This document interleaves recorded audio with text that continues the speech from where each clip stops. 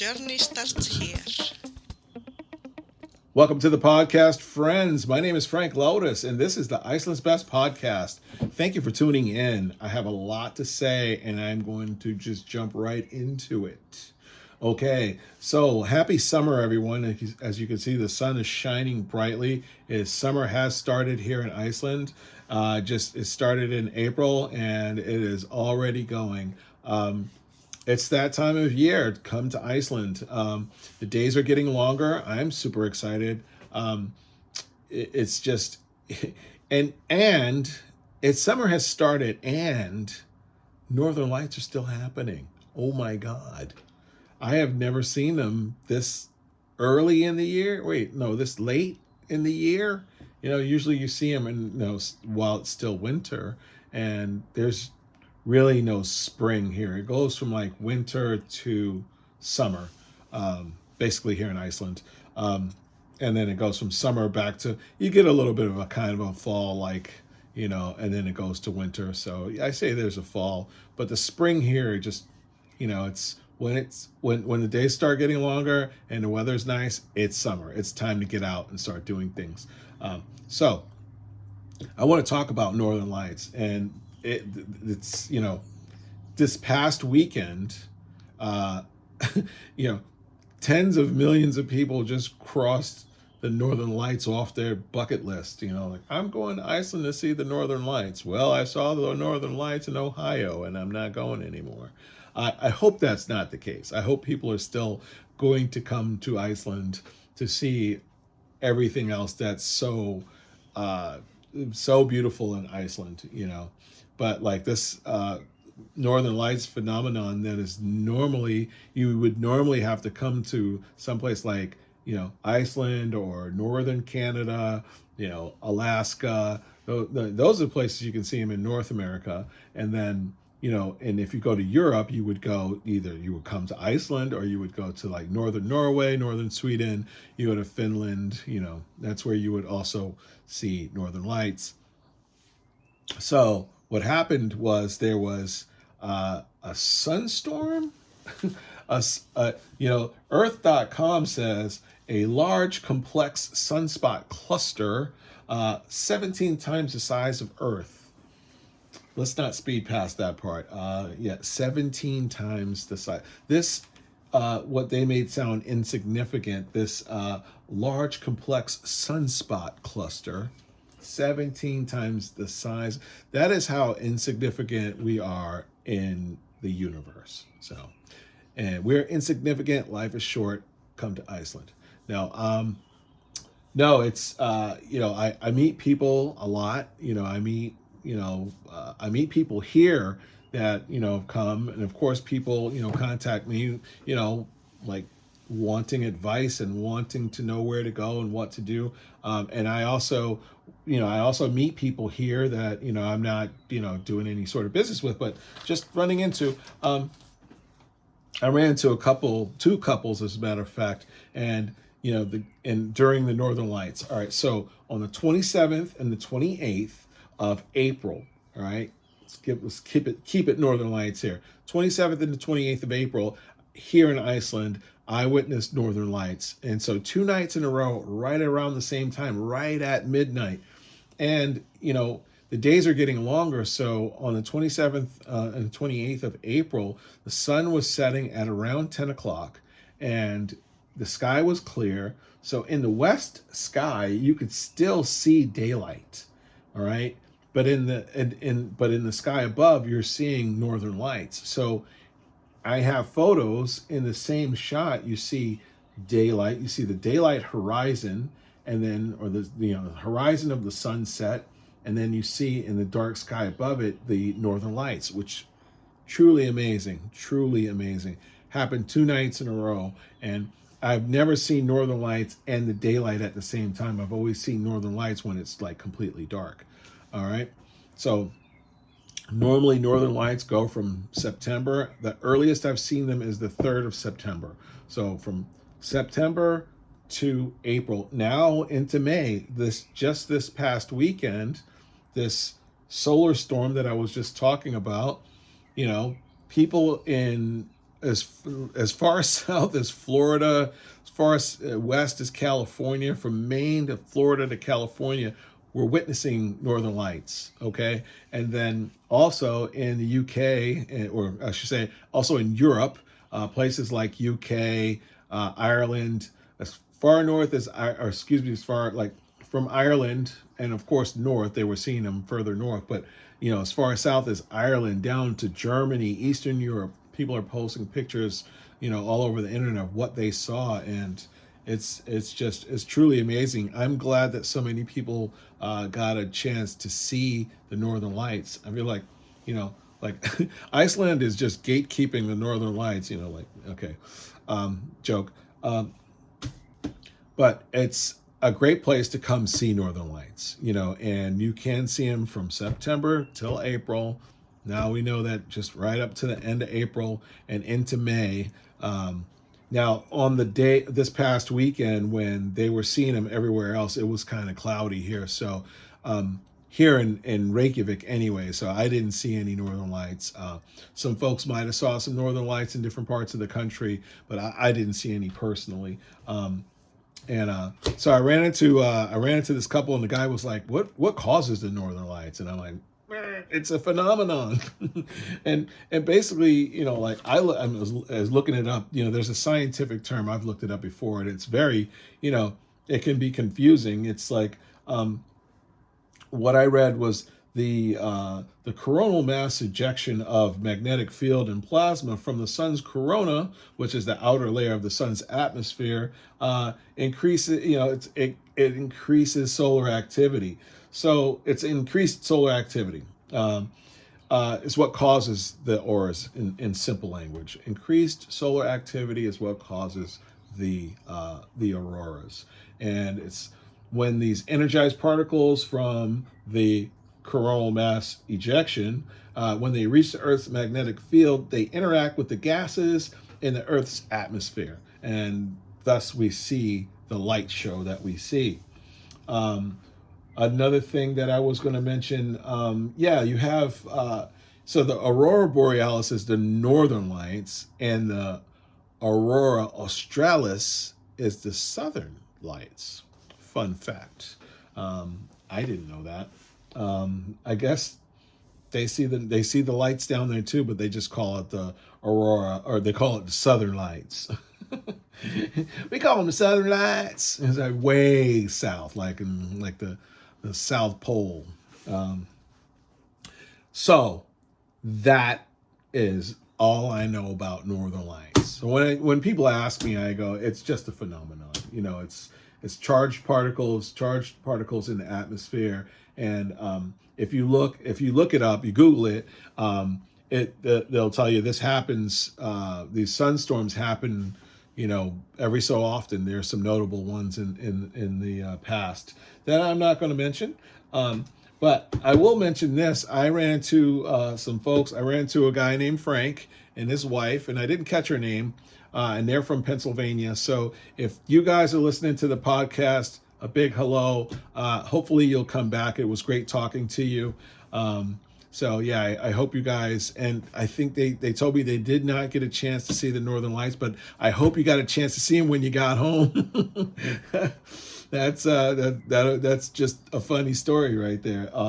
And then there was another couple. I took my mom out for a tour, and I like to take her out from time to time. She wanted to go see Gullfoss, and she wanted to go see Geysir and Thingvellir, and so we went. I took her, and we drove around the countryside, and we saw Thingvellir, and went to Geysir, and watched Strucker go off, and we went to Gullfoss.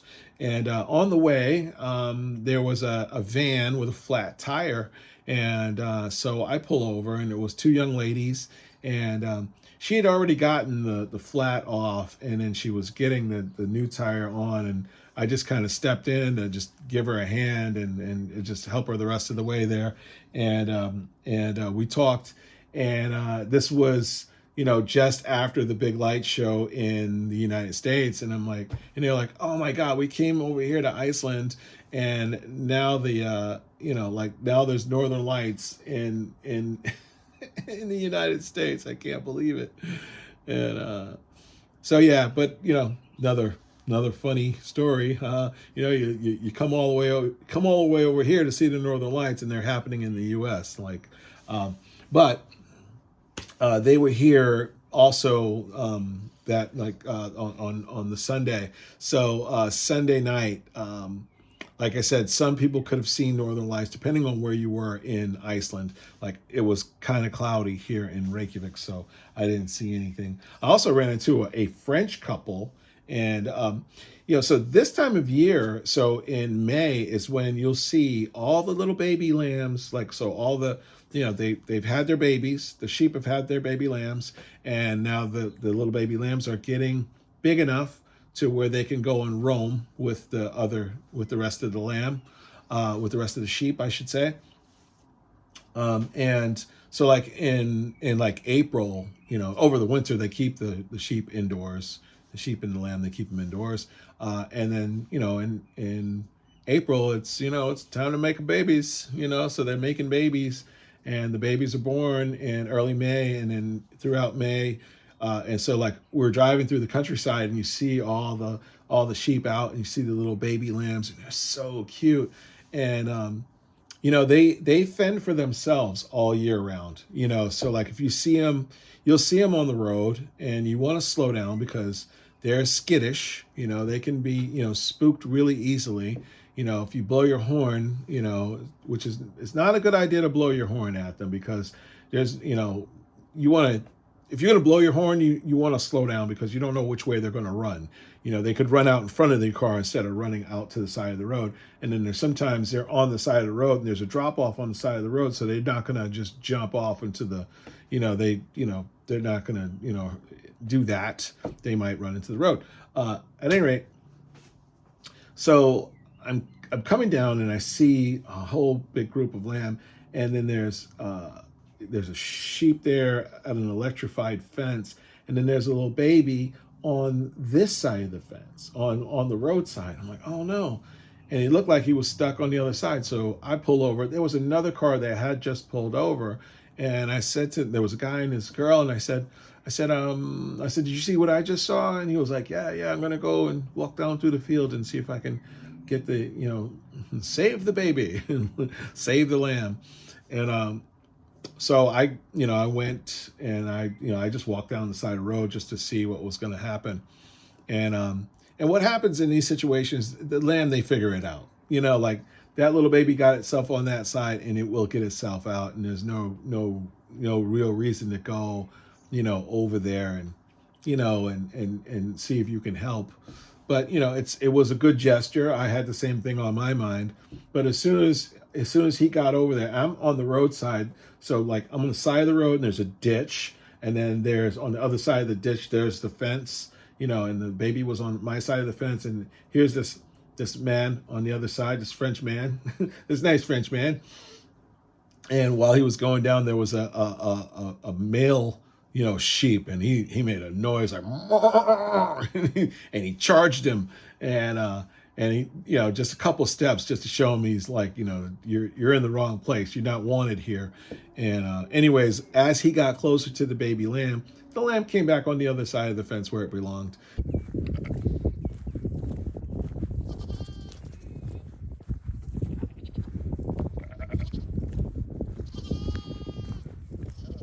Did he come through? Yes.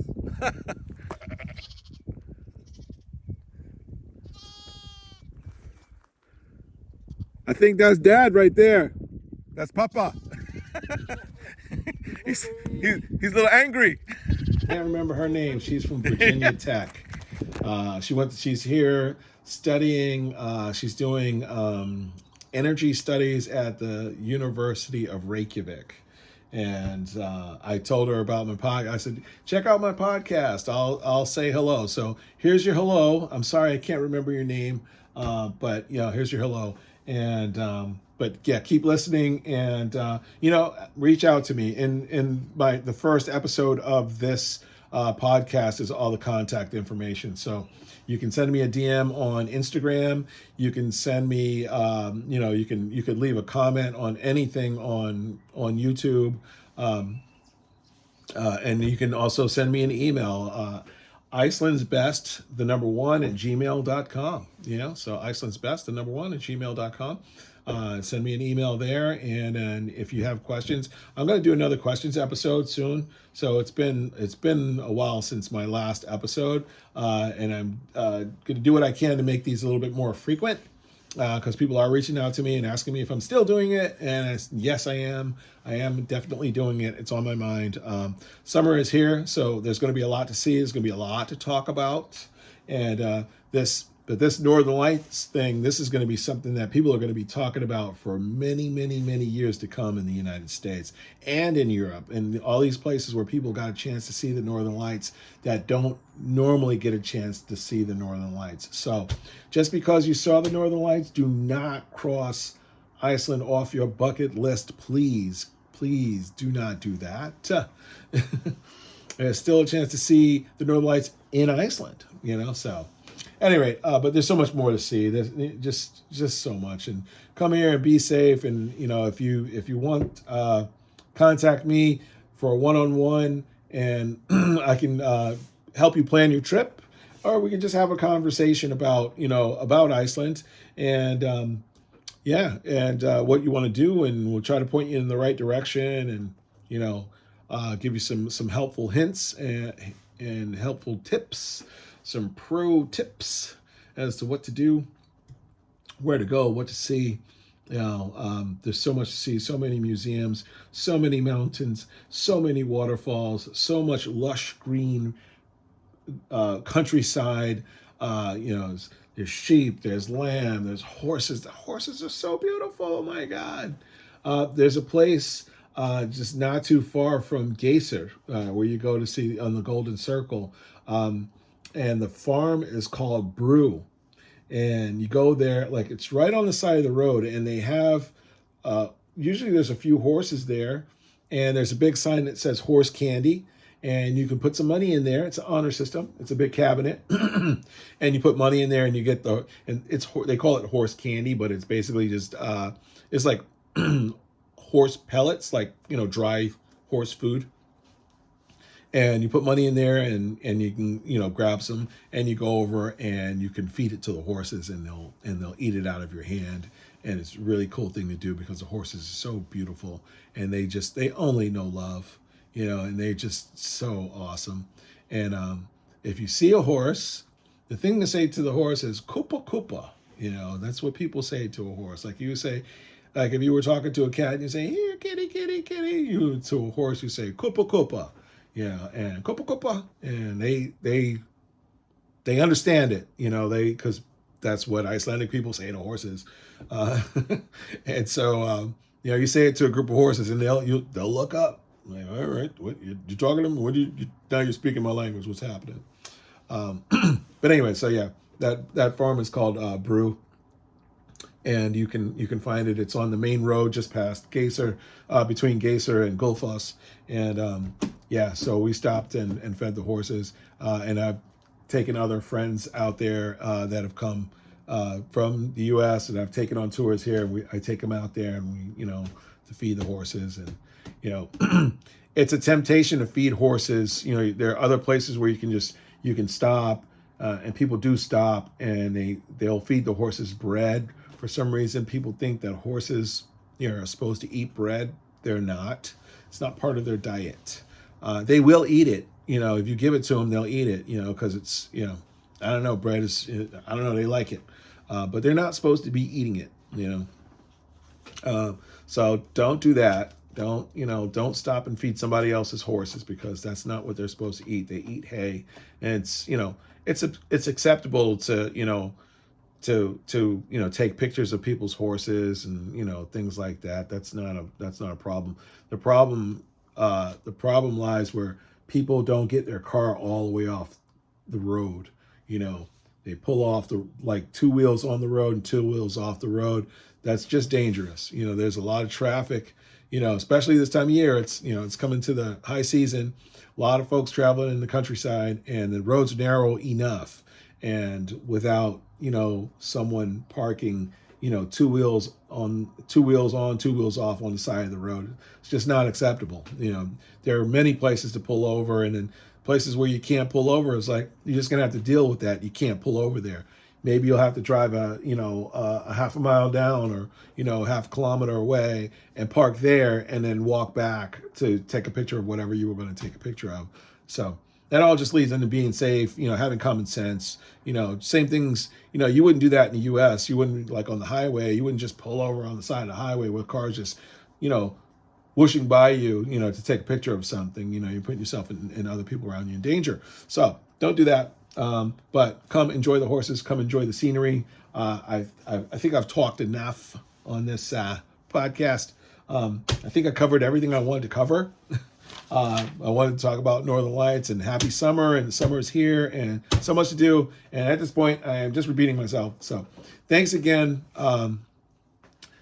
Tell a friend that you have a friend in Iceland. You can check me out on YouTube. Well, you're checking this out right now on YouTube, and you know what to do. Please, share this with someone. Like it, subscribe.